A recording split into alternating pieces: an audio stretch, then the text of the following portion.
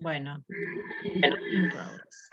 bueno, ahora sí, buenos días a todos, bienvenidos a la última clase teórica de la semana.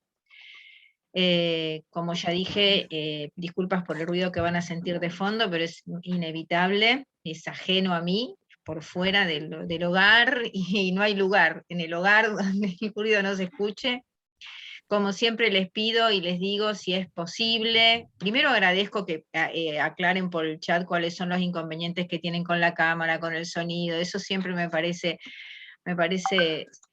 muy importante, y yo lo agradezco, porque es tener presente cuáles son las situaciones en las que siempre pedimos esto de cómo conectarnos a través de la virtualidad. Así que bueno, como siempre les digo, si es posible, si pueden, dependiendo del contexto, de la situación y de cómo esté por ahí la cosa, si pueden tener prendidas las cámaras, se agradece, y si no, se entiende, ¿sí?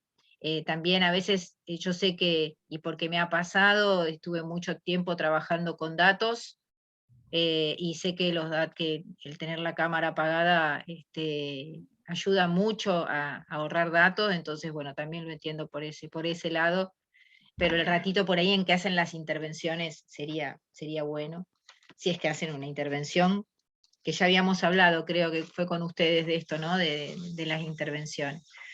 Bueno, para esta clase se propusieron obviamente esta clase que tiene un tema central que es proyecto, ¿sí? Estamos ahí en el módulo 1, institución y proyecto, y para esta clase se propusieron textos, ¿sí? Se propusieron 3 textos, el de Wirtz y Grinberg y Abregu, el de Frigerio y Poggi, y el de Piovani, ¿sí? Ahora yo les voy a preguntar a ustedes algunas cosas sobre dónde están esos textos ubicados en el programa, y después cosas con respecto particularmente a los textos. Acá voy a repetir algo que siempre dice Andrea, que es que la propuesta para la lectura de los textos está realizada, que se espera que los textos se hayan leído, y que este espacio de las clases teóricas, más que un desarrollo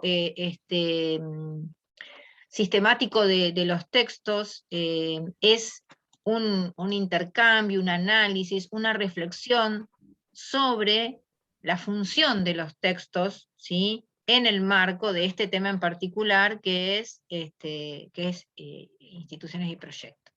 Bueno, yo voy a empezar haciendo una pregunta en relación a cuando se acercaron a los textos, qué cosas de los textos en un primer encuentro les dieron pistas de por qué estos textos están incluidos en este módulo y en particular en relación a este tema. Escucho. Hola, profe. Hola, buen día. Ximena. A mí personalmente el que más me resultó por ahí atractivo al leerlo fue el de Gibbs, ¿se pronuncia? Wirtz, sí, Wirtz. Bien. Más que nada por esto de que te va planteando, bueno, ¿cómo sería esa escuela ideal que uno quiera llegar? ¿Y por qué? ¿Cómo hay que ver la realidad de la escuela, de la institución? Ponerse a juntar datos para poder gestionar un proyecto. ¿Cómo hablaba de esto de, bueno, quiero decir, esto de que la visión era una tensión entre factibilidad y posibilidad. O sea, que tiene que ser realista esa visión a futuro, que tiene que estar bien marcada dentro de un contexto social de esa institución.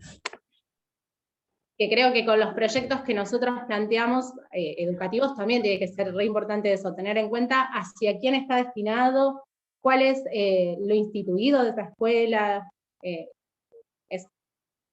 Por ahí fue el que más logré llevarlo, ¿no?, a esto del proyecto.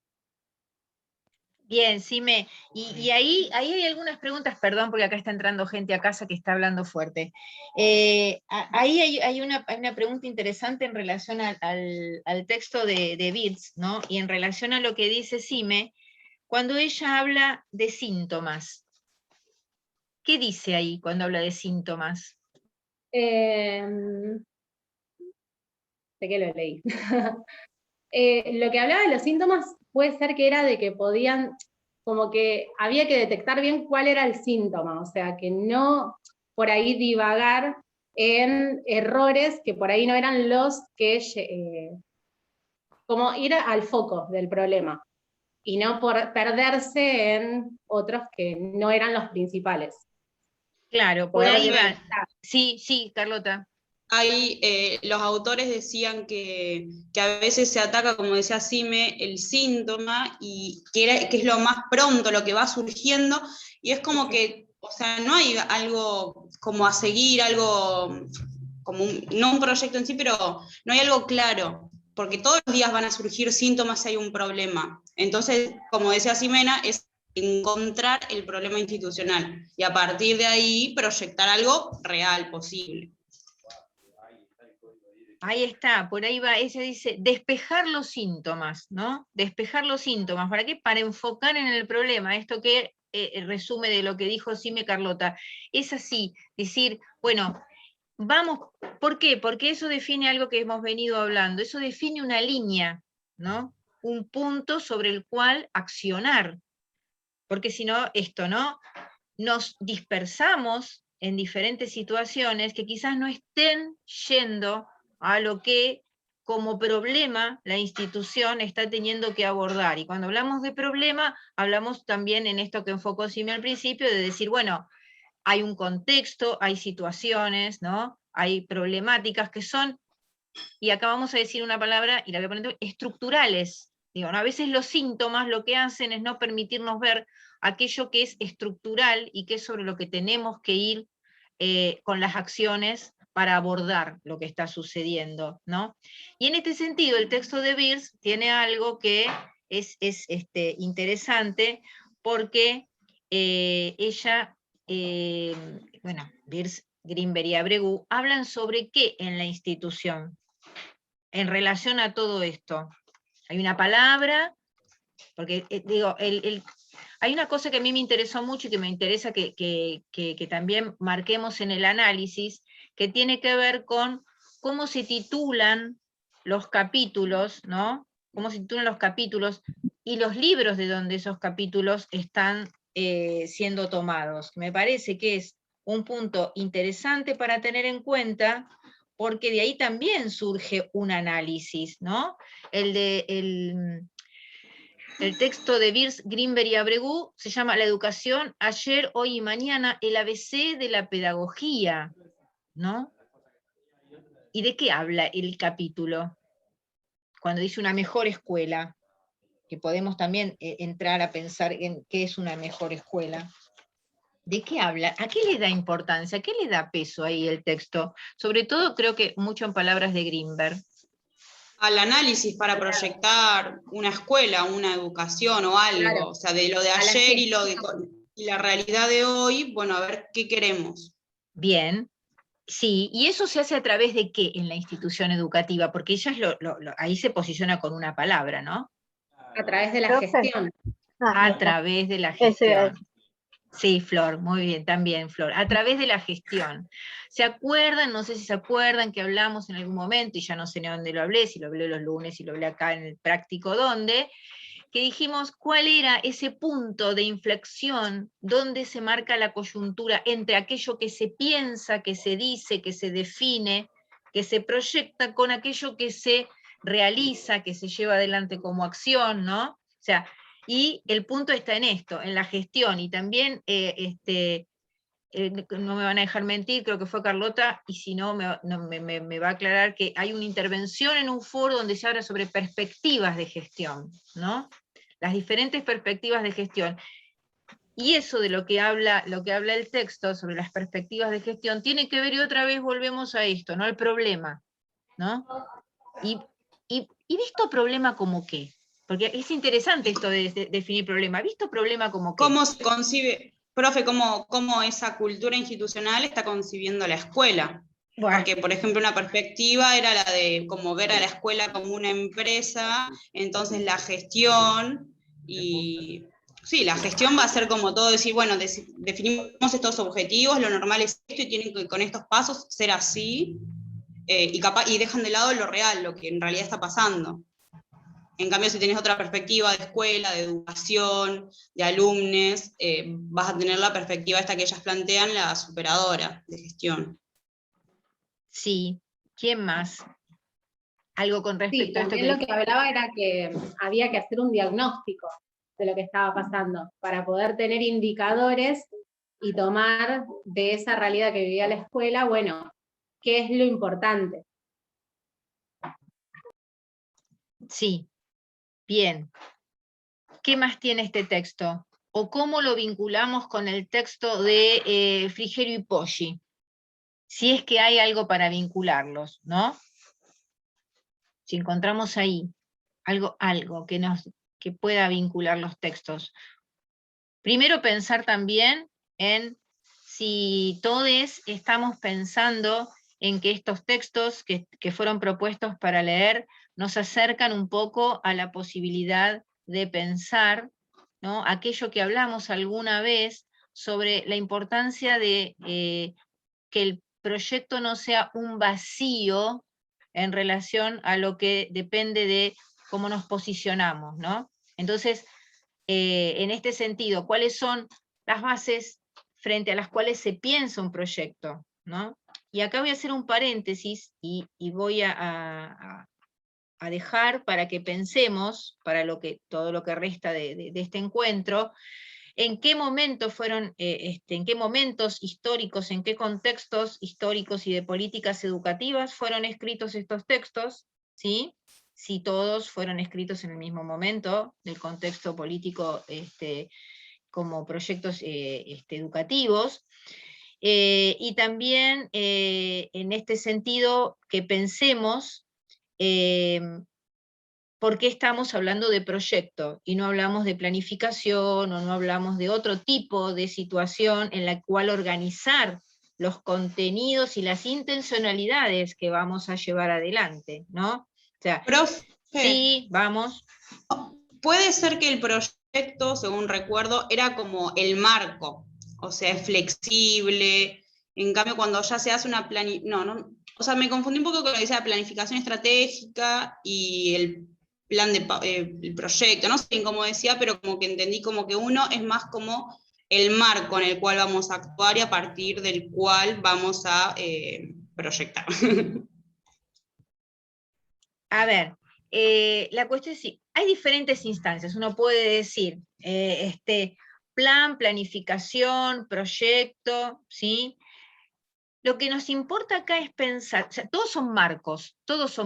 En diferentes instancias, todos se conforman como marcos de aquello que finalmente vamos a desarrollar en el territorio de la clase, en este caso, propia de educación física. Todos son marcos, en diferentes, como dije, instancias. Ahora, ¿qué tiene el proyecto? El proyecto tiene una característica. La característica del proyecto es que es flexible, ¿sí?, en función de los haceres, en función de la intencionalidad, y que además tiene una acción final para ser evaluado, una acción final para ser evaluado, ¿sí? Esa es la característica del proyecto. Hoy por hoy, la gran mayoría de las instituciones educativas trabajan por proyecto, ¿sí? Y hay diferentes modelos de proyecto. Hay diferentes modelos de proyecto. Hay proyectos como el que ustedes van a hacer y con la mirada, porque otra de lo que estaba en la bibliografía era la ficha de Cátedra 1, que es donde desarrollamos un tipo de proyecto en donde fijamos una fundamentación, las intencionalidades, los contenidos, los temas, una temporalización de temas y finalmente una evaluación. En esa evaluación, ¿qué evaluamos? Evaluamos a través de las acciones de los estudiantes, evaluamos el proyecto. ¿Qué evaluamos? Evaluamos la intencionalidad, ¿sí? dentro de ese proyecto que está armado así, podría armarse de otra manera. Podría haber unidades temáticas, en lugar de seleccionar temas en general sobre una intencionalidad, se podrían fijar pero esos son modalidades que cada institución va a organizar, digamos. Pero respondiendo a Carlota, para no irme por las ramas, que es muy común en mí, todos son marcos del hacer, todos son marcos del hacer. Desde el diseño curricular como norma, que es un tipo de planificación a nivel macro institucional, hasta el plan de clase, ¿sí? Todos son marcos, que obviamente ya dijimos, para no estar vacíos. Bien. Estábamos entonces estábamos pensando cómo los textos, más allá de los momentos históricos y de los contextos en los que fueron definidos, bajo situaciones normativas de leyes diferentes, ¿sí? Estos textos se relacionan. Hay algo muy interesante, vieron que yo me pregunto, me contesto, sí, dale, Ale. Una cosita, ahí en el texto de Gibbs, a mí lo que me quedó como en claro, sumando a lo que decía Carlota, es que el proyecto es como previo, ¿no?, a la ejecución. Y en el texto como que lo hablaba también, digamos, de la educación en general. Nosotros lo volcamos a nuestra, ¿no?, profesión, pero como es algo que se piensa previo, pero en el momento de ejecutar, capaz que por eso de la flexibilidad, de esta posibilidad, ¿no? Pero a mí me quedó bien claro, es como que hay que tomarse el tiempo, ¿no?, previo, y no va de la mano cuando estamos haciendo la acción. Esa mi impresión me dio, o me dejó claro eso. Sí, Ale, porque yo mientras hablabas, esperen que tengo gente esperando, pobre, ¿cuánto hace que estarán ahí? Hay algo ahí que mientras vos hablabas, Ale, y en función de lo que gracias porque suma muchísimo a la respuesta para Carlota, hay algo que estaba en el texto que dice, en la página 137 dice, Blechmar utiliza una definición de gestión interesante para nuestro análisis de la gestión en las escuelas, y desde ella, gestionar es hacer que las cosas sucedan. Gestionar es más que crear las condiciones para el mejor hacer de un colectivo institucional, y eso a veces se hace no haciendo. Gestionar es escuchar más allá de oír, y comprender y decir más allá de hablar. Y cuando pienso en esto, pienso que el proyecto es un instrumento de gestión, ¿no? Es un instrumento de gestión. Entonces, el proyecto posicionado en la institución educativa es previo, pero es en sí, y es situado, ¿no? O sea, es como decías vos, Ale, recién, es previo, pero es situado. O sea, porque si no es situado, entonces no es un proyecto afín, no es un proyecto viable, no es un proyecto factible en la institución donde se planta, ¿no? O sea, y es interesante ahí como ellas, hablando de gestión, ¿sí?, todo el tiempo traen al proyecto, porque conciben al proyecto como un instrumento de gestión, y en tanto el proyecto es un instrumento de gestión, es un espacio flexible, ¿no?, que siempre está abierto a revisar qué es lo que está sucediendo en la institución, ¿no? Por eso, no sé dónde fue que hablábamos de la importancia de las intervenciones, ¿no? Y bueno, obviamente hay un texto que es el de que es el de Garay, ¿no?, sobre los procesos instituidos instituyentes, y ahí viene la intervención como una situación importante, porque ¿quién gestiona? ¿Gestiona nada más que la directora, la vicedirectora? ¿Quién gestiona? ¿Gestiona el equipo? Todos gestionamos en la institución educativa, y eso es algo importante de tener en cuenta y de reconocer al momento de darle sustento y no dejar vacío al proyecto, ¿no? Porque en tanto nos comprometamos con el proyecto, en tanto el proyecto tenga esa idea de gestión, ¿no? Por eso este texto Yo lo leo desde años X, ¿sí? Y siempre hay una vuelta de rosca que este texto aporta, ¿no? En función de esta mirada que tienen las autoras, ¿sí? Bueno, y miren, acá, y yo siempre reviso, ahí saltamos al texto de Piovani, ¿no? Porque ahí Piovani te toca un tema muy interesante, sustancial, eje vertebral, ¿sí? Para todo este proceso del que estamos hablando, ¿qué es cuál? ¿De qué habla Piovani?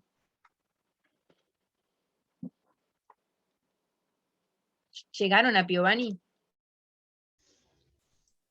Habla de la investigación y de la observación, o sea, puntualmente de la observación. Perdón, antes de seguir, en esa página que mencionabas vos, Fabiana, en la 137, Sí. también una distinción muy importante entre una concepción técnica y una concepción, una perspectiva superadora. Bien. Donde más al principio, por ahí, si los objetivos son en función de cumplir algo, digamos, de carácter individual, como que va a quedar aislado, ¿no? No va a ser como parte de un proyecto, o no sé, no entendí muy bien eso, pero por ahí podías ampliarlo. Sí, ahí lo que las autoras están tratando de hacer ver es decir que primero que hay diferentes tipos de gestión, en este sentido con relación a las perspectivas, hay diferentes tipos de gestión. Está la gestión que enfoca el proyecto como algo puramente técnico, ¿no? Algo que, podríamos decir, algo que hay que hacer, que tiene que estar, ¿sí? Y que se tiene que cumplir, ¿sí? Y que se tiene que cumplir, ¿no? Desde el punto de vista funcional, o sea, no desde la profundización en los resultados pedagógicos, por ejemplo, ¿no? O sea, esa perspectiva a veces, cuando se enfoca el proyecto como algo desde el punto de vista técnico, hace que el proyecto, en ese sentido, pienso yo, mal llamado, desde mi punto de vista, mal llamado proyecto, le quita flexibilidad, porque todo aquello que surge de los aportes del hacer no son tomados en cuenta. ¿Por qué? Porque es un instrumento, es algo técnico, ¿no? Ahí dice, vamos a ver, ¿ves? Claro, dice, por el contrario, una gestión basada en una perspectiva superadora y que incluya el componente del conflicto, la negación, la resistencia, sabrá que no basta con pautar espacios de trabajo para lograr un auténtico trabajo en equipo, ¿no? Esta nueva concepción de gestión supone partir de un problema institucional, plantear un objetivo y buscar múltiples estrategias. Y acá quiero hacer una referencia al concepto de estrategia. ¿Qué son las estrategias? ¿No? La estrategia, ahí ese término también define a esa perspectiva superadora, porque la estrategia, ¿sí? No es algo estanco, no es algo que está pensado y planificado de antemano. La estrategia es una acción situada. La estrategia es lo que le da al proyecto y a ese tipo de gestión superadora la mirada sobre algo que todo el tiempo está fluyendo, a oferta y demanda, digamos, ¿no? A propuesta y respuesta. Entonces, en ese sentido, ahí, en ese punto y en ese párrafo y con esa palabra, las autoras definen cuál es la mirada superadora, ¿no? La otra mirada, la más tecnicista, la que se enfoca en lo técnico, presenta un proyecto y ese proyecto se tiene que cumplir, pase lo que pase, ¿sí? Es cuando nos ponemos en la clase y decimos, bueno, este es mi plan de clase, ¿sí? Y vamos, y vamos, y vamos. El juego no gusta y vamos. Y la actividad no sale y no vamos. Y tenía que durar 10 minutos y dura. Y tenemos que llegar al final. Y bueno, y llegamos. ¿Y qué pasó? Digamos que no es una síntesis ni un análisis, digamos, es un ir por ir y no hay una resignificación de lo que se vaya a dar. O sí, pero en menor medida. No sé si ¿se escucha? Sí, ahí. Yo iría por el lado de la resignificación, ¿no? lo que aporta esta perspectiva superadora que las autoras proponen es eso, la resignificación, ¿no?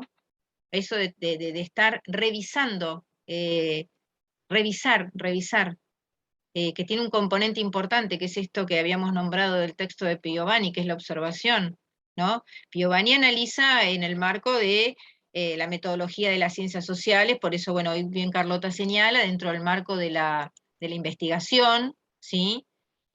Para nosotros es un texto importante porque nos sitúa en torno a qué es la observación. Y obviamente nos da la posibilidad de empezar a revisar la observación desde todos los marcos posibles y darle un lugar a la observación, ¿no? O sea, a veces la observación parece ser algo menor, y yo ahí creo que lo comenté en unos comentarios. Voy a hacer un paréntesis, y quiero proponerles que entren al foro de las clases teóricas, si no quieren, no a dialogar y a debatir y demás, pero, pero sí a leer cómo se fue dando el diálogo ahí, cómo se fue dando el diálogo en torno a la propuesta, que me pareció sumamente interesante, y ojalá podamos seguir en esa línea. Pero volviendo al texto de Piovani, nos enfoca en el marco de la observación y nos da la posibilidad de realizar muchos análisis sobre la observación. ¿Qué más? ¿O quién quiere decir algo de los tres textos, de alguno de los textos? A mí me interesa que podamos revisar esto, decir, esos textos, ¿por qué creen que fueron propuestos para este tema? Si para este tema esos textos han dejado algo que nos va a posibilitar revisar el proyecto que vamos a hacer desde algún lugar, ¿no? ¿Y cómo se relacionan los textos? Eso a mí me interesa mucho, cómo se relacionan, porque ustedes los están relacionando acá también en lo que están opinando, en las intervenciones. Habías empezado, Carlota, con lo de observación. Sí, pero creo que ese texto decía, generalmente cree que la observación, o generalmente se cree que la observación es como algo para hacer investigaciones de corte así cuantitativo y no sé qué, y en realidad no. Nosotros como docentes tenemos que observar en dónde estamos, a dónde queremos ir, bueno, cuáles son los problemas, que es lo que planteaban las autoras, para poder proyectar todo el tiempo, reevaluar lo que estamos haciendo, si está bien, si va mal encaminado. O sea que la observación es como, yo lo entendí como algo básico para estar en una escuela, para tratar de educar, para posicionarte a un grupo de estudiantes, para todo. Ya sea observar la cultura institucional, a ver si se puede promover un cambio, o para detectar problemas, o para ver si lo que estoy haciendo con mis estudiantes va bien o realmente tengo que cambiar algo. Está. Bueno, todo eso que dijo Carlota, para pensar la observación como lo que nos permite resignificar. Ninguna duda. Permítanme un segundo.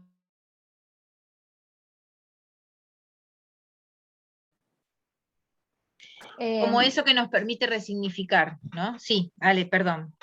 Me acuerdo que ¿cómo se llamaba la profe del práctico que estuvimos charlando? Viviana.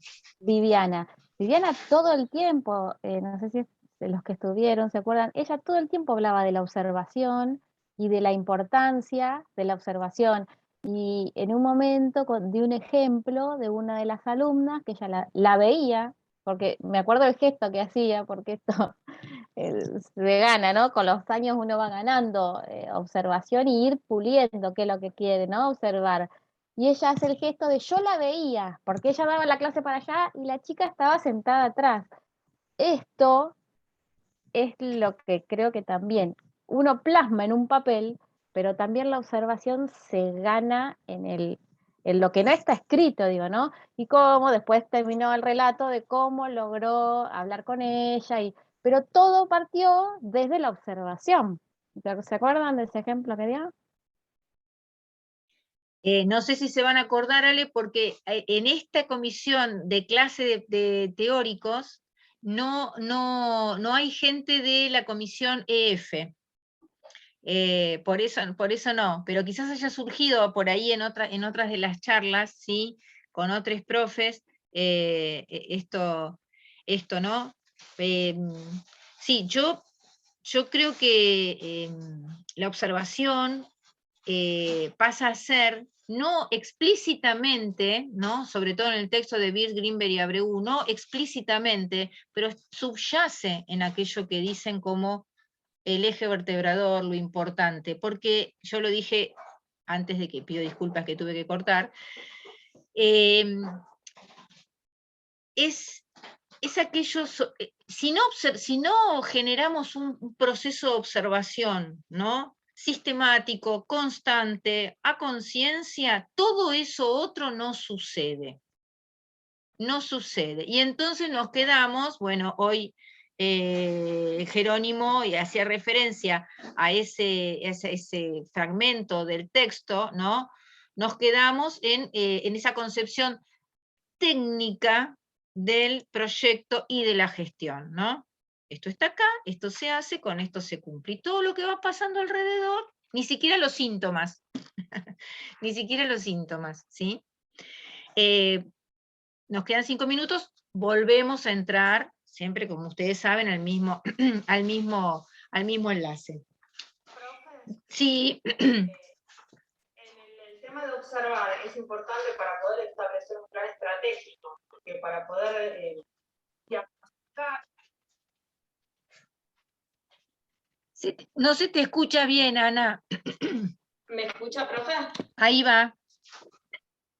Digo que relacionando los textos, digo que la observación está a la base del diagnóstico. Para poder diagnosticar y hacer un plan estratégico, necesito poder observar, necesito situarme, contextualizarme, ver las prácticas del lugar donde estoy y analizarlas desde afuera para poder generar algo nuevo, ¿no? Sí, Ana, justo ahí, bueno, van a escuchar, me están musicalizando la puerta de casa, así que van a escuchar música, pero esta cuestión que trae Ana, que es que hacia dónde vamos, ¿no? El plan estratégico. ¿A qué le llamamos plan estratégico? ¿A qué le llamamos plan estratégico? Le llamamos a esa situación que planteamos que nos va a permitir ser revisado constantemente. Eso es un plan estratégico, ¿no? O sea, yo defino en función de un diagnóstico, porque también siempre tenemos que pensar que el diagnóstico, ¿no? Se hace sobre la observación de un momento o de momentos particulares, ¿no? Por eso van a ver que hay algunos enfoques que pretenden que estaríamos todo el tiempo en situación diagnóstica, ¿no? Eso se refleja en esto que dice Ana, ¿no? El plan estratégico. El plan estratégico. En el sentido de la denominación del plan estratégico estamos hablando, como hoy mencionaba, para sumarle a la Carlota, en esas instancias superiores, ¿no? En las que la gestión, ¿no? Por ejemplo, desde la Dirección General de Escuelas, a través de los diseños y demás, generan situaciones que dan la posibilidad de cambiar todo el tiempo. Por ejemplo, la universidad tiene su plan estratégico, vamos a ponerle 19-22, ¿sí? 2019-2022, que no son esas las fechas, pero yo la digo como, ¿sí? Quiere decir que entre estos años, esa institución se va a mover con esos parámetros, no digo normas, con esos parámetros. Va a pensar la educación dentro de esas situaciones. ¿Estancas? No, no estancas. ¿Dónde se ajustan esas situaciones? Las situaciones del plan estratégico se ajustan en los proyectos particulares de las instituciones, que se renuevan ¿cómo? Todos los años. Todos los años. Como nosotros, bueno, me están mirando, yo sé que me están mirando y gente que mueve la cabeza y gente que piensa, ¿sí?